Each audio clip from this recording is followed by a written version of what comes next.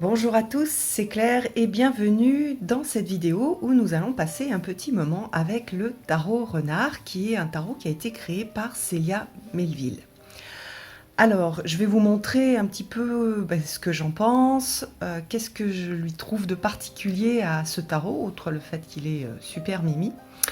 Et avant de passer au tarot, je voulais juste vous montrer les petits marque-pages que Célia vend aussi sur son site, que je trouve super mignon. Donc à chaque fois, il y a un extrait du tarot, enfin une carte du tarot, et puis un petit titre.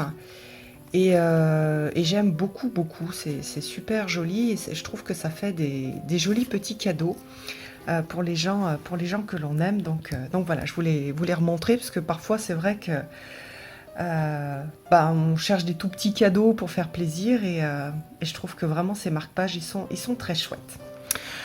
Alors, vous avez remarqué que ça fait un petit moment que je fais les présentations sur le tapis aussi, qui est assorti au tarot renard, mais qui va aussi pour plein d'autres jeux. Et le tarot renard est dans un joli pochon qui a été créé spécialement pour lui, mais à nouveau qui va très bien avec d'autres jeux. Mais pour ce jeu-là, je crois que je vais le garder pour mettre la boîte à l'intérieur. Alors, le tarot renard. Si vous me suivez sur Instagram, vous avez dû déjà voir quelques photos de ce tarot qui est tout mimi et qui est sorti très récemment. Donc on a une jolie boîte avec des petits points dorés, quelques cartes au dos, donc 82 cartes avec un livret. Hop, lorsque l'on ouvre, on a une super jolie présentation. Alors, au fond du terrier du renard t'attend un voyage extraordinaire qui te conduira aux portes de ton âme et de ton destin. Suis le pelage rouge qui te montre la voie entre ombre et lumière, terre et ciel, passé et futur. Hop, après on a un petit ruban. On va sortir les cartes. On a, voilà, des jolis renards en fond. Et puis, donc, un livre avec une version donc en français, un côté français et un côté anglais. Donc ça, c'est vachement chouette parce que ça va permettre à mes copines, surtout qui ne parlent pas le français, de pouvoir le regarder et l'utiliser, même si vous allez voir, c'est un tarot qui est basé sur le Rider-Waite, donc il est très simple à utiliser lorsqu'on connaît déjà le Rider-Waite. Et même pour les débutants, ça va être un tarot qui va être assez simple. Donc il y a des petits conseils, il y a un tirage, voilà, il y a et après la présentation. Donc voilà, au niveau de la présentation, on a une petite, comment dire, customisation avec on voit que c'est le renard qui va représenter l'impulsion, etc. Donc un lien avec la carte. Mais globalement, on a des choses qui sont très très proches du Rider-Waite. Donc ça permet d'avoir un tarot simple. Donc il y a des mots-clés en droit et en vert. Et puis on va avoir ça pour toutes les cartes. Et je vais vous montrer au niveau. Alors ça, ce sont les reines. Voilà, alors par exemple ici, on a tous les 9 avec les mots-clés pour les 9 et puis un petit texte pour chaque carte, pour chaque suite. Voilà, donc c'est présenté un petit peu différemment. Et puis après, on a la même chose pour les cartes de cours. Donc au lieu de présenter 1, 2, 3, 4, 5, 6, etc. d'une suite, les interprétations sont présentées par numéro ou par nom de carte de cours. Voilà, donc c'est un peu plus court, hein, c'est plus court pour les mineurs. Voilà pour le petit livret. Au niveau des cartes, donc on a 3 cartes supplémentaires avec des mots-clés. Donc ça permet, quand on se tire les cartes, d'aller voir tout de suite les mots-clés quand on est débutant. Voilà, donc on a même chose, version anglaise et version française. Et voilà pour les majeurs. Alors, ensuite, nous allons regarder les cartes. Alors, au niveau des cartes, on a une très très jolie présentation au dos, des tranches blanches. Alors c'est vrai que j'aime pas les tranches dorées pour tous les jeux. Je vais être casse-pied, mais j'aime bien en avoir certains avec des tranches dorées et puis d'autres avec des tranches qui ne sont pas dorées. Ça fait des tranches qui sont beaucoup plus douces. Et je trouve que ça se prête mieux aussi au tarot renard qui a des tours assez blancs. Donc j'aime bien en fait. Et puis ça aurait fait too much hein, avec les brillants déjà au dos.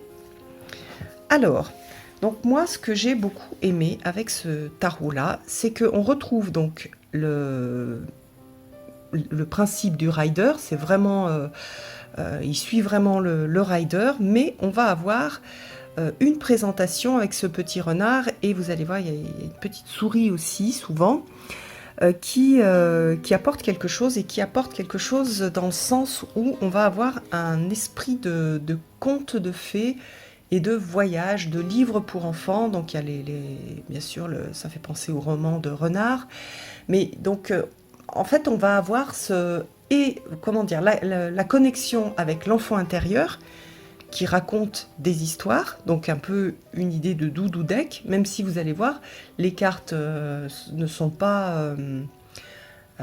c'est pas juste un jeu qui va vous dire que tout va bien, vous avez bien toutes les informations quand vous allez tirer les cartes.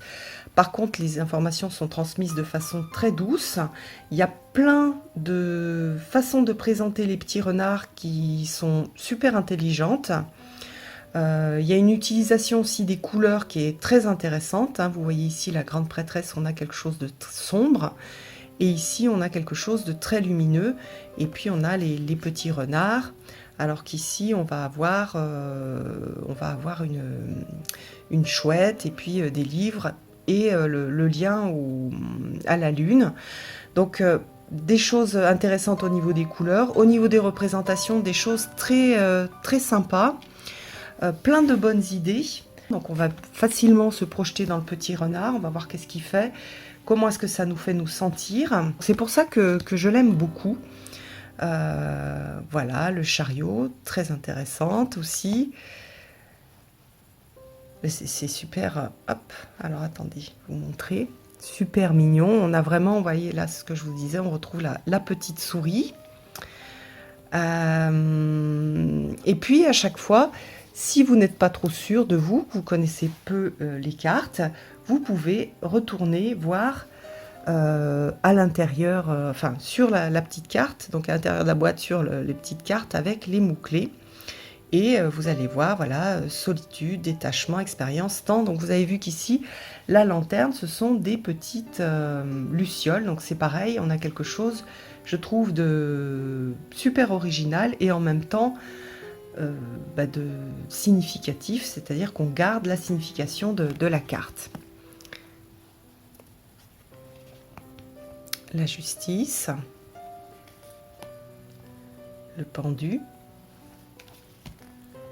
très belle carte de la mort. On a vraiment des jolies choses.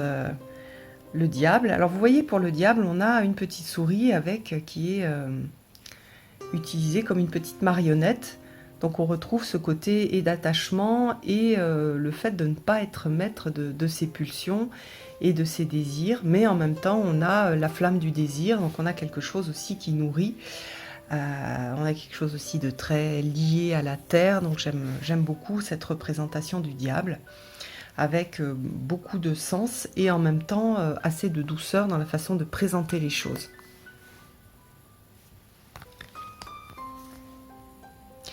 C'est vraiment un jeu qui peut être oui, super intéressant pour travailler avec l'enfant intérieur. Quand on se sent mal, ça peut être intéressant de faire des tirages et voir est-ce que c'est l'enfant intérieur qui a quelque chose à dire, qui est en souffrance, qui a besoin que la partie en soi adulte s'occupe de lui, Et si oui, on va avoir des jolis messages avec ce jeu. Oui, je vous ai montré le dos. Pardon.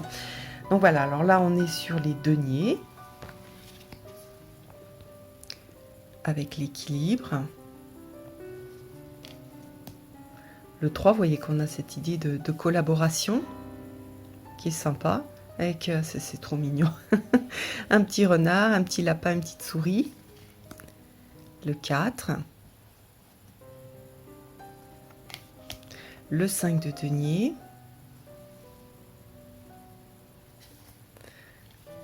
On a le 6. Très sympa avec le petit pique-nique. Je trouve très... Ah non, c'est pas vraiment un petit pique-nique. Ah non, j'avais pas vu. Vous avez vu, c'est une petite balancelle. Et on voit qu'il est trop lourd avec son denier. Donc il va falloir qu'il partage son denier pour qu'il y ait quelque chose qui est juste, qui soit ajusté. Très intelligent comme... j'avais pas remarqué celle-ci, elle est très intelligente comme carte. Ah, j'adore celle-ci. Le 8, hein, on reconnaît bien le rider sur cette carte-là. Le 9. Et le 10. Alors après, donc au niveau des cartes de cours, on va avoir le page, on va avoir le chevalier, cavalier, la reine et le roi. Ah, j'adore cette suite, la suite des coupes. Elle est très très très très belle. Elle est très touchante aussi. Là, c'est les vibrations, le 4, avec le petit lapin qui propose la petite coupe. Je ne sais pas si vous avez vu les petits détails. Le 5, pareil, très rider. Le 6 de coupe, hyper mimi. J'adore avec les petites souris. Regarde, non mais ça c'est trop mignon. Petite souris dans l'eau. Ah, vraiment c'est très très chouette. Alors ce tarot, il est très différent des tarots précédents. D'ailleurs, on pourrait dire, hein, vous savez, Picasso, il a eu une période bleue, une période... On parle de période au niveau des peintres. Et là, Célia est dans sa période kawaii. Donc elle nous fait plein de petites choses ultra mignonnes et je trouve ça très sympa.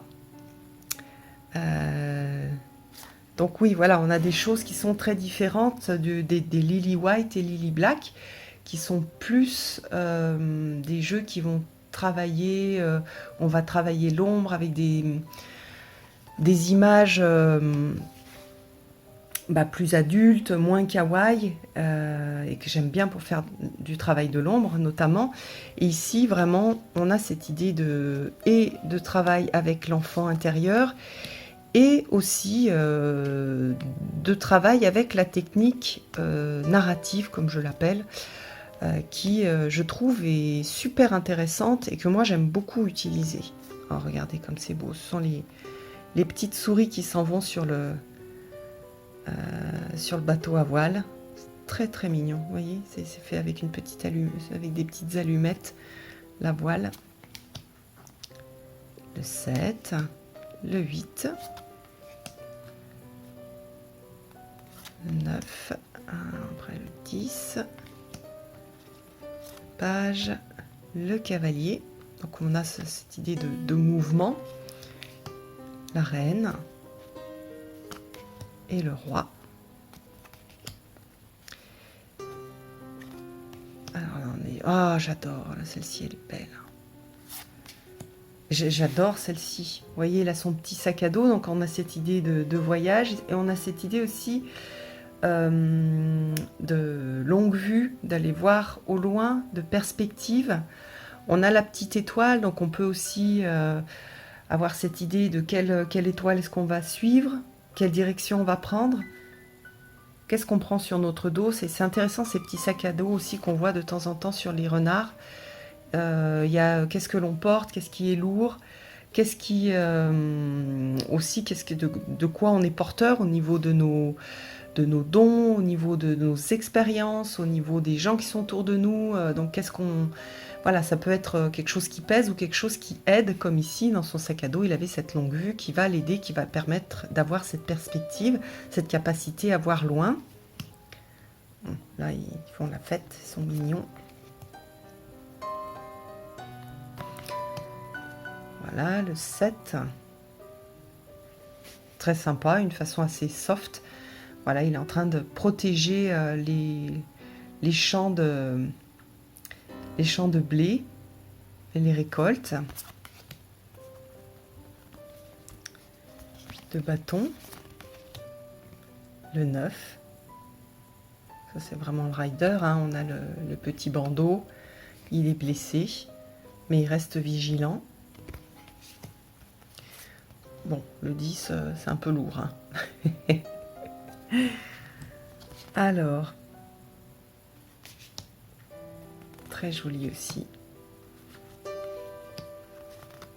Et puis, on a une carte supplémentaire qui est aussi très belle, qui est on va dire la carte bonus du jeu, qui est voilà, avec cet esprit renard. Voilà, j'espère que cette vidéo vous a plu, je vous embrasse tous et je vous donne rendez-vous pour une prochaine vidéo. À bientôt!